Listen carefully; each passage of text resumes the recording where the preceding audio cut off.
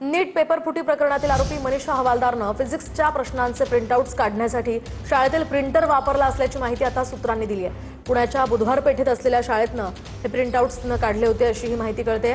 दरम्यान मनीषा हवालदार मुख्याध्यापिका असल्यामुळे प्रिंटर आणि कॉम्प्युटरचा ऍक्सेस तिच्याकडे होता। आरोपी मनीषा मांढरेच्या विनंतीनंतर मनीषा हवालदारनं शाळेतील या प्रिंटरचा वापर करत या प्रिंट्स काढल्या। दरम्यान सीबीआय तपासात ही माहिती आता समोर आली आहे। अधिकची माहिती जाणून घेऊयात आमचे प्रतिनिधी प्रमोद जगताप यांच्याकडून। प्रमोद, काय नेमकं घडलंय, काय अधिकची माहिती या संदर्भात?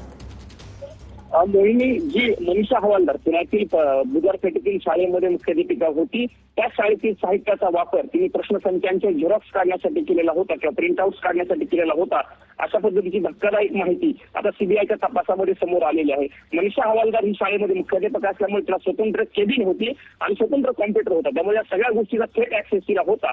तिच्या कॉम्प्युटरवरून दुसरं कोणीही बसत नसल्यामुळे दुसऱ्या कोणालाही संशय येण्याची सुतराम शक्यता नव्हती आणि म्हणूनच या सगळ्या गोष्टीचा फायदा घेत मनीषा हवालदारने या सगळ्या कॉम्प्युटरचा वापर करून प्रिंटआउट्स, ज्या प्रश्नपत्रिका होत्या त्याची प्रिंटआउट्स तिने त्या शाळेतूनच काढलेली होते, अशा पद्धतीची देखील माहिती आता तपासामध्ये समोर आलेली आहे। बायोलॉजी विषयाची जी प्राध्यापिका होती मनीषा मांढरे, तिला 3 दिवसापूर्वी फक्त सीबीआयने अटक केलेली होती। तिच्या सांगण्यावरूनच मनीषा हवालदारने या सगळ्या प्रिंटआउट्स काढलेल्या होत्या, अशी माहिती आता समोर आलेली आहे। यातला मोहिनी आपला अत्यंत महत्त्वाचा मुद्दा। नक्कीच धन्यवाद प्रमोद, दिलेल्या या सविस्तर माहितीसाठी। या संदर्भातले अपडेट्स घेत राहणार आहोत।